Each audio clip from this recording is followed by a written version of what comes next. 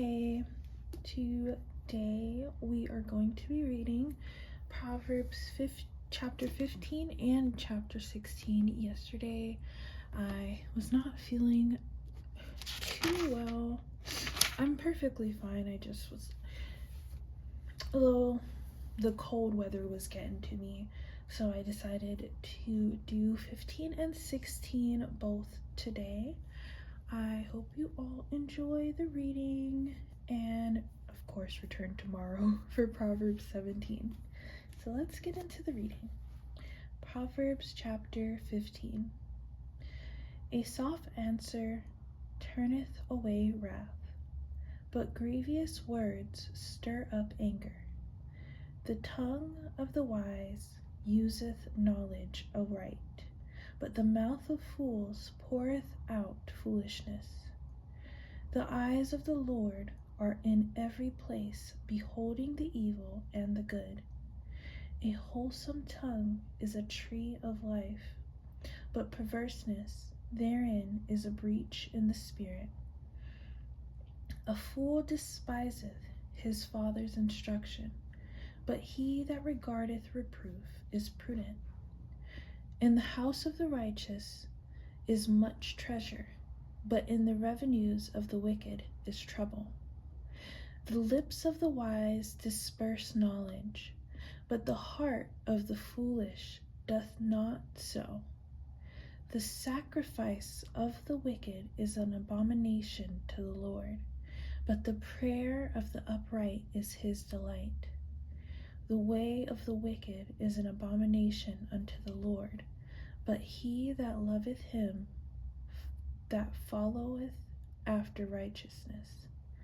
Correction is grievous unto him that forsaketh the way, and he that hateth reproof shall die. Hell and destruction are before the Lord. How much more then the hearts of the children of men? A scorner loveth not one that reproveth him, neither will he go into the wise. A merry heart maketh a cheerful countenance, but by the sorrow of the heart the spirit is broken. The heart of him that hath understanding seeketh knowledge, but the mouth of fools feedeth on foolishness. All the days of the afflicted are evil, but he that is of a merry heart hath a continual feast. Better is little with the fear of the Lord than great treasure and trouble therewith. Better is a dinner of herbs where love is than a stalled ox and hatred therewith. A wrathful man stirreth up strife, but he that is slow to anger appeaseth strife. The way of the slothful man is an hedge of thorns, but the way of the righteous is made plain. A wise son maketh a glad father, but a foolish man despiseth his mother. Folly is joy to him that is destitute of wisdom, but a man of understanding walketh uprightly. Without counsel purposes are disappointed, but in the multitude of counselors they are established. A man hath joy by the answer of his mouth, and a word spoken in due season, how good it is. The way of life is above to the wise, that he may depart from hell beneath. The Lord will destroy the house of the proud, but he will establish the border of the widow. The thoughts of the wicked are an abomination to the Lord, but the words of the pure are pleasant words. He that is greedy of gain troubleth his own house, but he that hateth gifts shall live. The heart of the righteous studieth to answer, but the mouth of the wicked poureth out evil things. The Lord is far from the wicked, but he heareth the prayer of the righteous. The light of the eyes rejoiceth the heart, and a good report maketh the bones fat. The ear that heareth The reproof of life abideth among the wise. He that refuseth instruction despiseth his own soul, but he that heareth reproof getteth understanding. The fear of the Lord is the instruction of wisdom, and before honor is humility. Now we are getting into Proverbs chapter 16.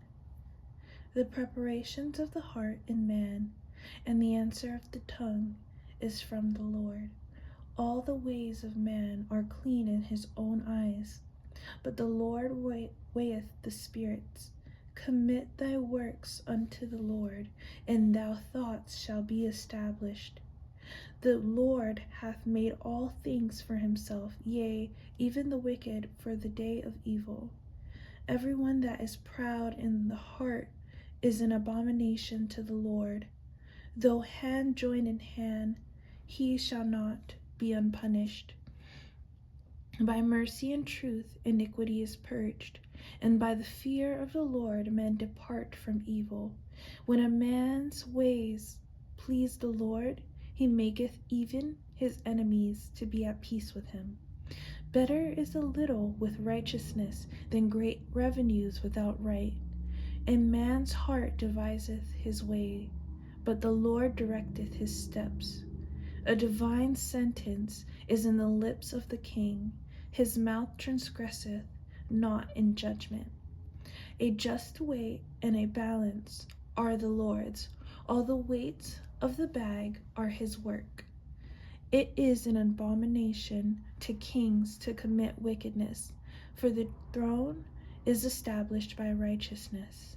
Righteous lips are the delight of kings, and they love him that speaketh right. The wrath of a king is a messengers of death. The wrath of a king is as messengers of death, but a wise man will pacify it. In the light of the king's countenance is life, and his favor is as a cloud of the latter rain. How much better is it to get wisdom than gold, and to get understanding rather to be chosen than silver. The highway of the upright is to depart from evil. He that keepeth his way preserveth his soul.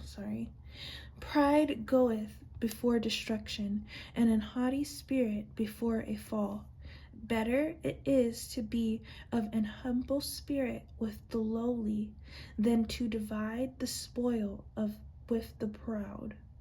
He that handleth a matter wisely shall find good, and whoso trusteth in the Lord, happy is he.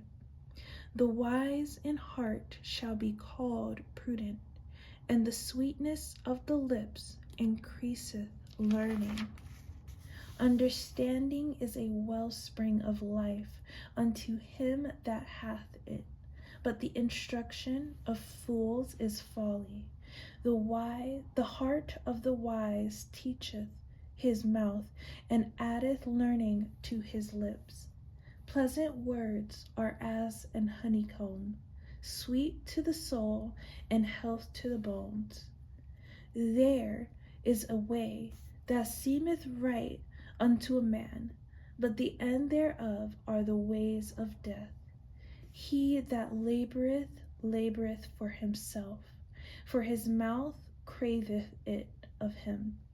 An ungodly man diggeth up evil, and in his lips there is as a burning fire. A froward man soweth strife, and a whisperer separateth chief friends.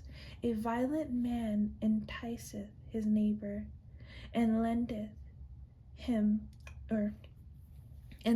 him into the way that is not good. He shutteth his eyes to devise froward things. Moving his lips, he bringeth evil to pass. The hoary head is a crown of glory, if it be found in the way of righteousness. I'm not sure if I had pronounced the hoary, Hoary. Sorry. He that that is slow to anger is better than the mighty, and he that ruleth his spirit than he that taketh a city. The lot is cast upon the lap, but the whole disposing thereof is of the Lord.